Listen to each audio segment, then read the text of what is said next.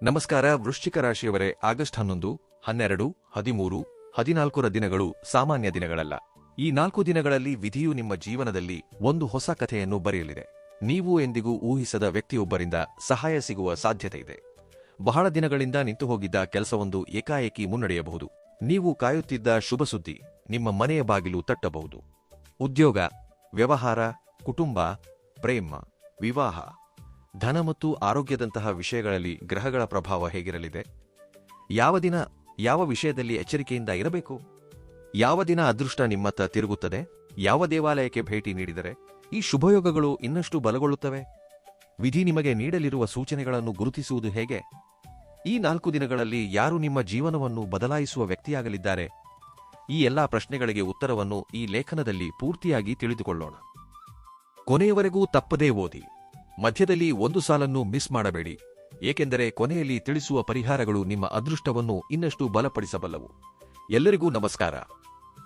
ನೀವಿನ್ನೂ ಶ್ರೀ ಗುರು ಜ್ಯೋತಿಷ್ಯ ವಾಣಿ ಚಾನೆಲ್ ಅನ್ನು ಸಬ್ಸ್ಕ್ರೈಬ್ ಮಾಡಿಕೊಳ್ಳಿ. ಪಕ್ಕದಲ್ಲಿರುವ ಬೆಲ್ ಐಕಾನ್ ತಪ್ಪದೇ ಒತ್ತಿ.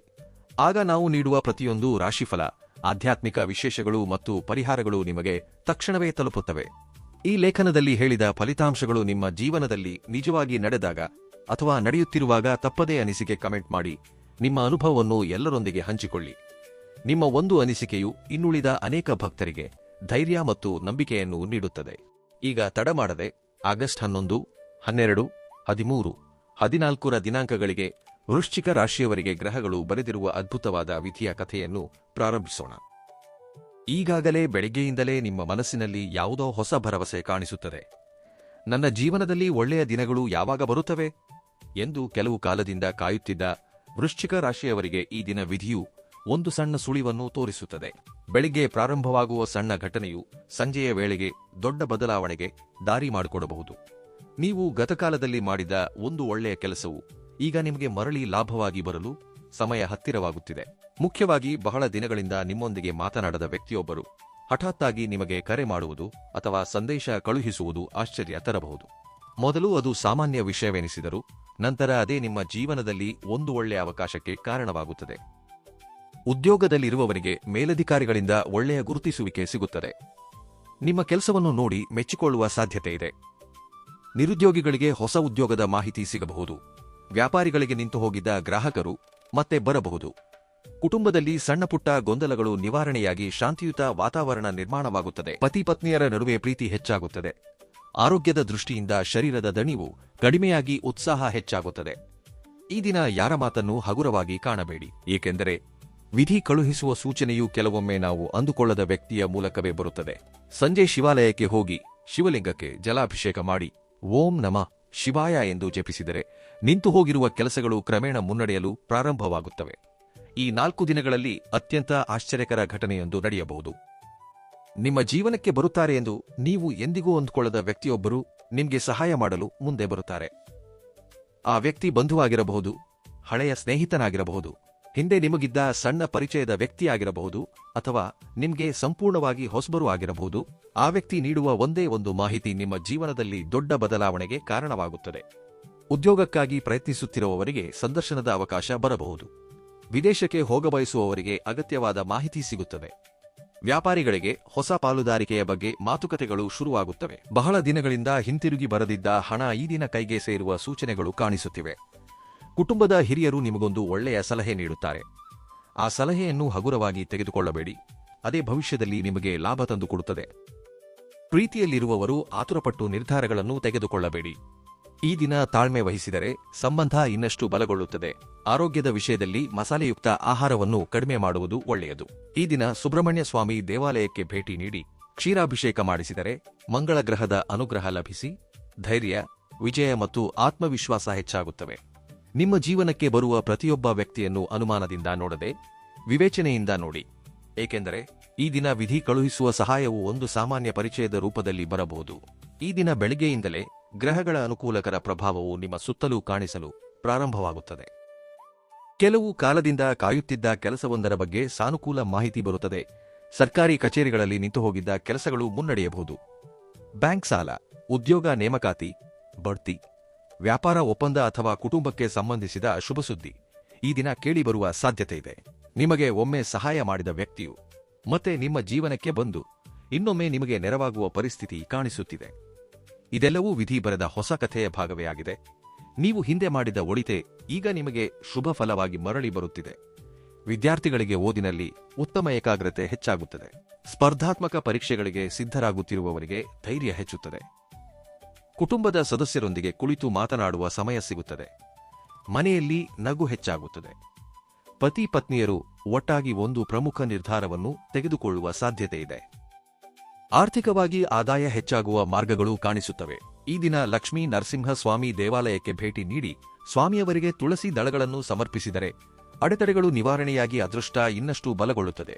ಈ ದಿನ ಯಾರಿಗಾದರೂ ಒಳ್ಳೆಯ ಮಾತನ್ನು ಹೇಳಿ. ನಿಮ್ಮ ಬಾಯಿಂದ ಬರುವ ಒಂದು ಒಳ್ಳೆಯ ಮಾತು ಕೂಡ ನಿಮಗೆ ಶುಭ ಫಲಿತಾಂಶವನ್ನೇ ತಂದುಕೊಡುತ್ತದೆ. ಈ ದಿನ ವೃಶ್ಚಿಕ ರಾಶಿಯವರಿಗೆ ಅತ್ಯಂತ ಶುಭಪ್ರದವಾದ ದಿನ. ಕಳೆದ 3 ದಿನಗಳಿಂದ ಕಂಡ ಸೂಚನೆಗಳು ಈ ದಿನ ನಿಜವಾದ ಫಲಿತಾಂಶಗಳಾಗಿ ಬದಲಾಗುವ ಸಾಧ್ಯತೆಗಳು ಬಲವಾಗಿವೆ. ನೀವು ಊಹಿಸದ ವ್ಯಕ್ತಿಯಿಂದ ಬಂದ ಸಹಾಯವು ಈಗ ಒಂದು ದೊಡ್ಡ ಅವಕಾಶವಾಗಿ ಬದಲಾಗುತ್ತದೆ. ಉದ್ಯೋಗದಲ್ಲಿ ಹೊಸ ಜವಾಬ್ದಾರಿ ಬರಬಹುದು. ವ್ಯಾಪಾರದಲ್ಲಿ ದೊಡ್ಡ ಆದೇಶ ಸಿಗಬಹುದು. ವಿವಾಹಕ್ಕಾಗಿ ಕಾಯುತ್ತಿರುವವರಿಗೆ ಒಳ್ಳೆಯ ಸಂಬಂಧ ನಿಶ್ಚಯವಾಗುವ ಸೂಚನೆಗಳು ಕಾಣಿಸುತ್ತಿವೆ. ವಿದೇಶಕ್ಕೆ ಸಂಬಂಧಿಸಿದ ದಾಖಲೆಗಳು ಮುನ್ನಡೆಯುತ್ತವೆ. ಮನೆಯಲ್ಲಿ ಶುಭ ಕಾರ್ಯದ ಬಗ್ಗೆ ಚರ್ಚೆ ಶುರುವಾಗುತ್ತದೆ. ಹಿರಿಯರ ಆಶೀರ್ವಾದ ನಿಮಗೆ ಬಲವಾಗಿ ಕೆಲಸ ಮಾಡುತ್ತದೆ. ಕೆಲವು ಕಾಲದಿಂದ ಮನಸ್ಸಿನಲ್ಲಿದ್ದ ಭಯ ಸಂಪೂರ್ಣವಾಗಿ ತೊಲಗಿ ಹೋಗುತ್ತದೆ. ಈ ದಿನ ನೀವು ತೆಗೆದುಕೊಳ್ಳುವ ಒಂದು ನಿರ್ಧಾರವು ಮುಂಬರುವ ಕೆಲವು ತಿಂಗಳ ಭವಿಷ್ಯವನ್ನು ಬದಲಾಯಿಸುವ ಶಕ್ತಿಯನ್ನು ಹೊಂದಿರುತ್ತದೆ. ಅದಕ್ಕಾಗಿಯೇ ಆತುರ ಬೇಡ. ಪ್ರತಿಯೊಂದು ವಿಷಯವನ್ನು ಶಾಂತವಾಗಿ ಆಲೋಚಿಸಿ ನಿರ್ಧಾರ ತೆಗೆದುಕೊಳ್ಳಿ. ಆರೋಗ್ಯದ ದೃಷ್ಟಿಯಿಂದ ಶಕ್ತಿ ಹೆಚ್ಚಾಗುತ್ತದೆ. ಮಾನಸಿಕ ಒತ್ತಡ ಕಡಿಮೆಯಾಗುತ್ತದೆ. ಗುರುವಾರವಾದ್ದರಿಂದ ದತ್ತಾತ್ರೇಯ ಸ್ವಾಮಿ ಅಥವಾ ಶ್ರೀ ಸಾಯಿಬಾಬಾ ದೇವಾಲಯಕ್ಕೆ ಭೇಟಿ ನೀಡಿ ಹಳದಿ ಹೂವುಗಳಿಂದ ಪೂಜೆ ಮಾಡಿದರೆ ಗುರುಗ್ರಹದ ಅನುಗ್ರಹ ಸಿಗುತ್ತದೆ. ಬಡವರಿಗೆ ಕಡಲೆಕಾಳು ಅಥವಾ ಹಳದಿ ಬಟ್ಟೆಯನ್ನು ದಾನ ಮಾಡಿದರೆ ಆರ್ಥಿಕವಾಗಿ ಹೊಸ ಮಾರ್ಗಗಳು ತೆರೆದುಕೊಳ್ಳುತ್ತವೆ. ಈ ದಿನ ನಿಮಗೆ ಸಿಗುವ ಪ್ರತಿಯೊಂದು ಅವಕಾಶವನ್ನು ಗೌರವಿಸಿ, ಏಕೆಂದರೆ ವಿಧಿ ಬರೆದ ಹೊಸ ಕಥೆಯಲ್ಲಿ ಈ ದಿನವೇ ಅತ್ಯಂತ ಪ್ರಮುಖವಾದ ಅಧ್ಯಾಯ ಪ್ರಾರಂಭವಾಗುವ ಸಾಧ್ಯತೆಯಿದೆ. ಈ 4 ದಿನಗಳಲ್ಲಿ ವೃಶ್ಚಿಕ ರಾಶಿಯವರ ಕೌಟುಂಬಿಕ ಜೀವನದಲ್ಲಿ ಬಹಳ ದಿನಗಳಿಂದ ಕಾಣಿಸುತ್ತಿದ್ದ ಒತ್ತಡವು ಕ್ರಮೇಣ ಕಡಿಮೆಯಾಗಲು ಪ್ರಾರಂಭವಾಗುತ್ತದೆ. ಮನೆಯಲ್ಲಿ ಸಣ್ಣಪುಟ್ಟ ವಿಷಯಗಳಿಗೆ ವಾದಗಳು ನಡೆಯುತ್ತಿದ್ದರೆ ಈಗ ಅವು ಒಂದೊಂದಾಗಿ ಬಗೆಹರಿಯುವ ವಾತಾವರಣ ನಿರ್ಮಾಣವಾಗುತ್ತದೆ. ಮುಖ್ಯವಾಗಿ ಹಿರಿಯರ ಮಾತು ಕೇಳುವುದರಿಂದ ಒಂದು ದೊಡ್ಡ ಸಮಸ್ಯೆಯಿಂದ ಪಾರಾಗುವ ಸಾಧ್ಯತೆಯಿದೆ. ನೀವು ಊಹಿಸದ ವ್ಯಕ್ತಿಯ ಮೂಲಕ ಕುಟುಂಬಕ್ಕೆ ಸಂಬಂಧಿಸಿದ ಶುಭಸುದ್ದಿಯೊಂದನ್ನು ಕೇಳುವ ಅವಕಾಶವಿದೆ. ಬಹಳ ದಿನಗಳಿಂದ ನಿಮ್ಮ ಮನೆಗೆ ಬರದಿದ್ದ ಸಂಬಂಧಿಕರು ಹಠಾತ್ತಾಗಿ ಬರಬಹುದು ಅಥವಾ ದೂರವಾಗಿದ್ದ ಕುಟುಂಬದ ಸದಸ್ಯರೊಬ್ಬರು ಮತ್ತೆ ನಿಮ್ಮೊಂದಿಗೆ ಹತ್ತಿರವಾಗಬಹುದು. ಈ ಮಿಲನದಿಂದ ಕುಟುಂಬದಲ್ಲಿ ಸಂತೋಷ ಹೆಚ್ಚಾಗುತ್ತದೆ. ವಿವಾಹ ವಿಳಂಬವಾಗುತ್ತಿರುವವರಿಗೆ ಒಳ್ಳೆಯ ಸಂಬಂಧವೊಂದು ಅಂದುಕೊಳ್ಳದೆ ಬರಬಹುದು. ಇಷ್ಟರವರೆಗೆ ಪ್ರಯತ್ನಿಸಿದರೂ ನಡೆಯದ ವಿಷಯವು ಈಗ ಸುಲಭವಾಗಿ ಮುನ್ನಡೆಯುತ್ತದೆ. ಪ್ರೀತಿಯಲ್ಲಿರುವವರಿಗೂ ಈ ದಿನಗಳು ಅತ್ಯಂತ ಪ್ರಮುಖವಾದವುಗಳು. ನಿಮ್ಮ ಮನಸ್ಸಿನಲ್ಲಿರುವ ವಿಷಯವನ್ನು ಹೇಳಲು ಸರಿಯಾದ ಸಮಯ ಸಿಗುತ್ತದೆ. ಆದರೆ ಕೋಪ, ಅನುಮಾನ, ಹಠಮಾರಿತನದಂತಹ ಸ್ವಭಾವಗಳನ್ನು ಕೊಂಚ ಕಡಿಮೆ ಮಾಡಿಕೊಳ್ಳಬೇಕು. ವೃಶ್ಚಿಕ ರಾಶಿಯವರು ಒಮ್ಮೆ ಯಾರ ಮೇಲಾದರೂ ನಂಬಿಕೆ ಕಳೆದುಕೊಂಡರೆ ಮತ್ತೆ ಅವರನ್ನು ಹತ್ತಿರಕ್ಕೆ ಸೇರಿಸುವುದಿಲ್ಲ. ಆದರೆ ಈ 4 ದಿನಗಳಲ್ಲಿ ದೇವರು ನಿಮಗೆ ಕಳುಹಿಸುವ ವ್ಯಕ್ತಿಯು ಹಳೆಯ ಗೊಂದಲಗಳನ್ನು ನಿವಾರಿಸಲು ಕಾರಣವಾಗಬಹುದು. ಜೀವನ ಸಂಗಾತಿಯ ಆರೋಗ್ಯದ ಬಗ್ಗೆ ಸ್ವಲ್ಪ ಗಮನ ಹರಿಸಿ. ಅವರ ಮಾತುಗಳನ್ನು ನಿರ್ಲಕ್ಷಿಸದೆ ಕೇಳಿ. ಕುಟುಂಬದೊಂದಿಗೆ ದೇವಾಲಯಕ್ಕೆ ಹೋಗುವುದರಿಂದ ಮನೆಯಲ್ಲಿ ಧನಾತ್ಮಕ ಶಕ್ತಿ ಹೆಚ್ಚಾಗುತ್ತದೆ. ಮುಖ್ಯವಾಗಿ ಶ್ರೀ ಲಕ್ಷ್ಮೀ ನರಸಿಂಹ ಸ್ವಾಮಿ ಅಥವಾ ಶಿವಾಲಯಕ್ಕೆ ಕುಟುಂಬದ ಸದಸ್ಯರೊಂದಿಗೆ ಭೇಟಿ ನೀಡಿದರೆ ದಾಂಪತ್ಯ ಜೀವನ ಇನ್ನಷ್ಟು ಆನಂದಮಯವಾಗುತ್ತದೆ. ವೃಶ್ಚಿಕ ರಾಶಿಯವರಿಗೆ ಈ 4 ದಿನಗಳು ವೃತ್ತಿಜೀವನದಲ್ಲಿ ಹೊಸ ಬದಲಾವಣೆಗಳಿಗೆ ನಾಂದಿ ಹಾಡುವ ಸಮಯವಾಗಿ ಕಾಣಿಸುತ್ತಿವೆ. ನೀವು ಬಹಳ ದಿನಗಳಿಂದ ಕಾಯುತ್ತಿದ್ದ ಅವಕಾಶವೊಂದು ಅಂದುಕೊಳ್ಳದ ವ್ಯಕ್ತಿಯ ಮೂಲಕ ನಿಮ್ಮ ಮುಂದೆ ಬರಬಹುದು. ಹಿಂದೆ ನಿಮ್ಮೊಂದಿಗೆ ಕೆಲಸ ಮಾಡಿದ ವ್ಯಕ್ತಿಯು ಮತ್ತೆ ನಿಮ್ಮನ್ನು ನೆನಪಿಸಿಕೊಂಡು ಉದ್ಯೋಗದ ಮಾಹಿತಿ ನೀಡುವ ಸಾಧ್ಯತೆಯಿದೆ. ಉದ್ಯೋಗಿಗಳಿಗೆ ಮೇಲಧಿಕಾರಿಗಳಿಂದ ಪ್ರಶಂಸೆ ಮಾತ್ರವಲ್ಲದೆ ಹೊಸ ಜವಾಬ್ದಾರಿಗಳು ಕೂಡ ಬರುವ ಸೂಚನೆಗಳಿವೆ.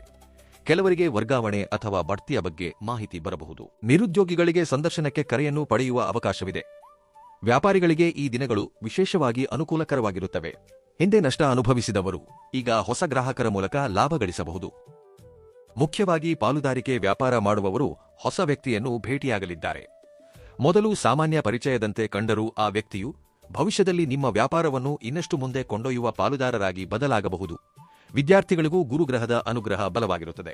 ಸ್ಪರ್ಧಾತ್ಮಕ ಪರೀಕ್ಷೆ ಬರೆಯುವವರಿಗೆ ಉತ್ತಮ ಫಲಿತಾಂಶ ಬರುವ ಸಾಧ್ಯತೆಗಳಿವೆ. ಓದಿನಲ್ಲಿ ಏಕಾಗ್ರತೆ ಹೆಚ್ಚಾಗುತ್ತದೆ. ಗುರುಗಳ ಆಶೀರ್ವಾದ ಲಭಿಸುತ್ತದೆ.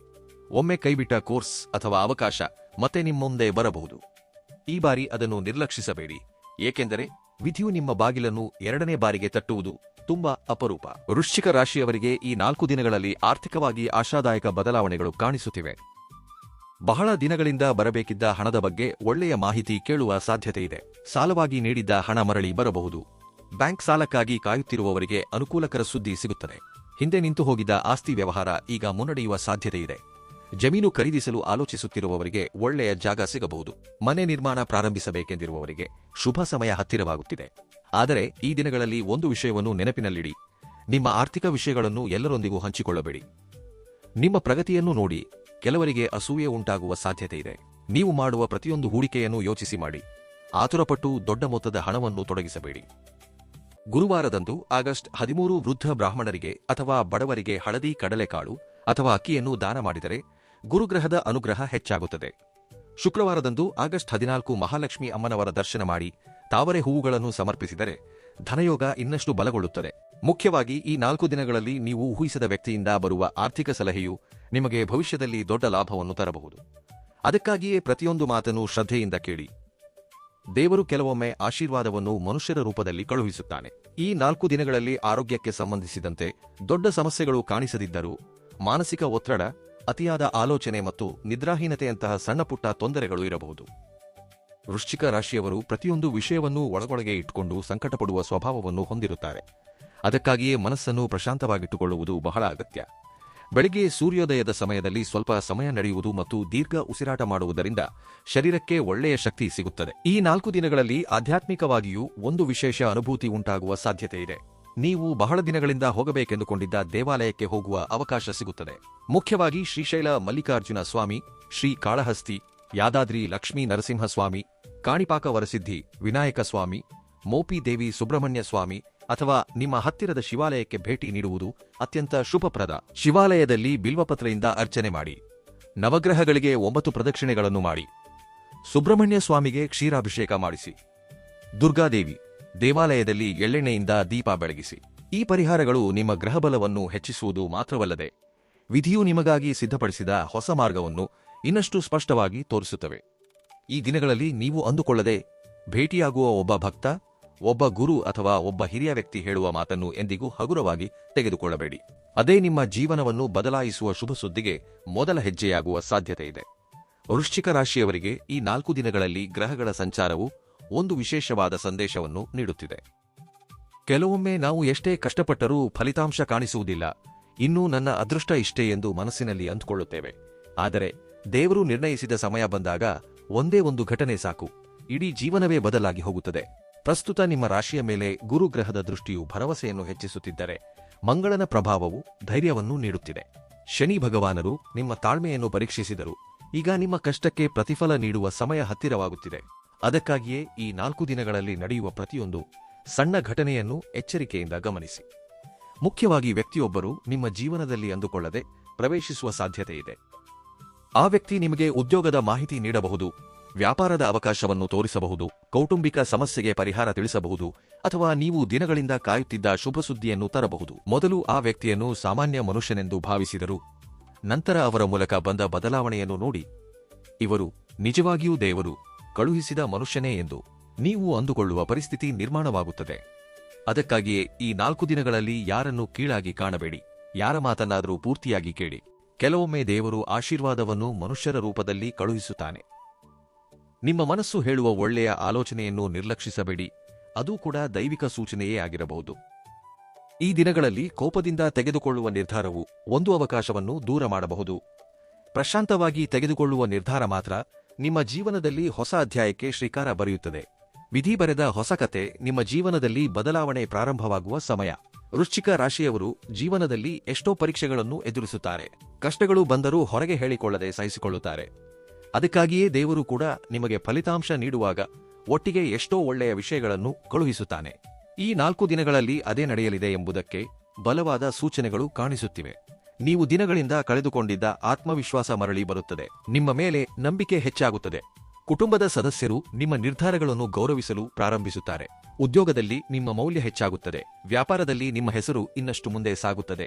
ನಿಮಗಾಗಿ ಕಾಯುತ್ತಿರುವ ಅವಕಾಶವೊಂದು ನಿಮ್ಮ ಬಾಗಿಲವರೆಗೂ ಬರುತ್ತದೆ. ಆದರೆ ಒಂದು ವಿಷಯವನ್ನು ಯಾವಾಗಲೂ ನೆನಪಿನಲ್ಲಿಡಿ: ದೇವರು ಬಾಗಿಲು ತೆರೆದಾಗ ಭಯದಿಂದ ಹಿಂದೆ ಸರಿಯಬೇಡಿ. ಅವಕಾಶವನ್ನು ಧೈರ್ಯವಾಗಿ ಸ್ವೀಕರಿಸಿ. ಹಿಂದೆ ನಡೆದ ವಿಫಲತೆಗಳನ್ನು ನೆನಪಿಸಿಕೊಂಡು ಹೊಸ ಅವಕಾಶವನ್ನು ಕಳೆದುಕೊಳ್ಳಬೇಡಿ. ಈ 4 ದಿನಗಳಲ್ಲಿ ನಿಮಗೆ ಸಿಗುವ ವ್ಯಕ್ತಿಗಳಲ್ಲಿ ಒಬ್ಬರು ಭವಿಷ್ಯದಲ್ಲಿ ನಿಮ್ಮ ಜೀವನವನ್ನು ಬದಲಾಯಿಸುವ ವ್ಯಕ್ತಿಯಾಗಿ ನಿಲ್ಲುವ ಸಾಧ್ಯತೆ ಇದೆ. ಅವರ ಮಾತು, ಅವರ ಪರಿಚಯ ಅಥವಾ ಅವರ ಸಹಾಯದಿಂದಾಗಿ ನೀವು ಬಹಳ ದಿನಗಳಿಂದ ಕಾಯುತ್ತಿದ್ದ ಶುಭ ಸುದ್ದಿಯನ್ನು ಕೇಳುವ ಭಾಗ್ಯ ಸಿಗುತ್ತದೆ. ಅದಕ್ಕಾಗಿಯೇ ಪ್ರತಿಯೊಂದು ದಿನವನ್ನು ಕೃತಜ್ಞತೆಯಿಂದ ಪ್ರಾರಂಭಿಸಿ. ಪ್ರತಿಯೊಂದು ಅವಕಾಶವನ್ನು ದೇವರ ಪ್ರಸಾದವೆಂದು ಭಾವಿಸಿ. ವಿಧಿ ನಿಮಗಾಗಿ ಬರೆದ ಹೊಸ ಕಥೆಯನ್ನು ಯಾರೂ ತಡೆಯಲು ಸಾಧ್ಯವಿಲ್ಲ. ನೀವು ನಂಬಿಕೆಯಿಂದ ಮುನ್ನಡೆದರೆ ಆ ಕಥೆಯಲ್ಲಿ ವಿಜಯವೇ ನಿಮ್ಮ ಗುರಿಯಾಗುತ್ತದೆ. ಈ 4 ದಿನಗಳಲ್ಲಿ ಪಾಲಿಸಬೇಕಾದ ಪರಿಹಾರಗಳು: ಬೆಳಿಗ್ಗೆ ಸ್ನಾನ ಮಾಡಿದ ನಂತರ ಶಿವಪಾರ್ವತಿಯರ ಭಾವಚಿತ್ರಕ್ಕೆ ಅಥವಾ ಶಿವಲಿಂಗಕ್ಕೆ 3 ಬಿಲ್ವಪತ್ರೆಗಳನ್ನು ಸಮರ್ಪಿಸಿ. ಓಂ ನಮೋ ಶಿವಾಯ ಮಂತ್ರವನ್ನು 108 ಬಾರಿ ಜಪಿಸಿ. ಮಂಗಳವಾರದಂದು ಆಗಸ್ಟ್ 11 ಸುಬ್ರಹ್ಮಣ್ಯ ಸ್ವಾಮಿಗೆ ಕ್ಷೀರಾಭಿಷೇಕ ಮಾಡಿಸಿ ಕೆಂಪು ಹೂವುಗಳಿಂದ ಅರ್ಚನೆ ಮಾಡಿ. ಗುರುವಾರದಂದು ಆಗಸ್ಟ್ 13 ಹಳದಿ ಬಣ್ಣದ ವಸ್ತ್ರ ಧರಿಸಿ ಶ್ರೀ ದತ್ತಾತ್ರೇಯ ಸ್ವಾಮಿ ಅಥವಾ ಶ್ರೀ ಸಾಯಿಬಾಬಾ ದೇವಾಲಯಕ್ಕೆ ಭೇಟಿ ನೀಡಿ.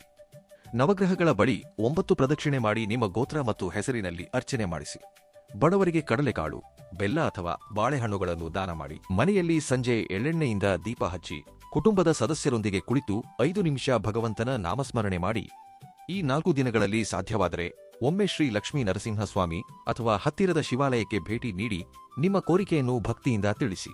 ಈ ಪರಿಹಾರಗಳು ನಿಮ್ಮ ಗ್ರಹಬಲವನ್ನು ಹೆಚ್ಚಿಸುವುದು ಮಾತ್ರವಲ್ಲದೆ ವಿಧಿ ಕಳುಹಿಸುತ್ತಿರುವ ಶುಭ ಸುದ್ದಿಯನ್ನು ಶೀಘ್ರದಲ್ಲೇ ನಿಮ್ಮ ಜೀವನಕ್ಕೆ ತರುವ ಶುಭಸೂಚಕಗಳಾಗಿ ಕೆಲಸ ಮಾಡುತ್ತವೆ.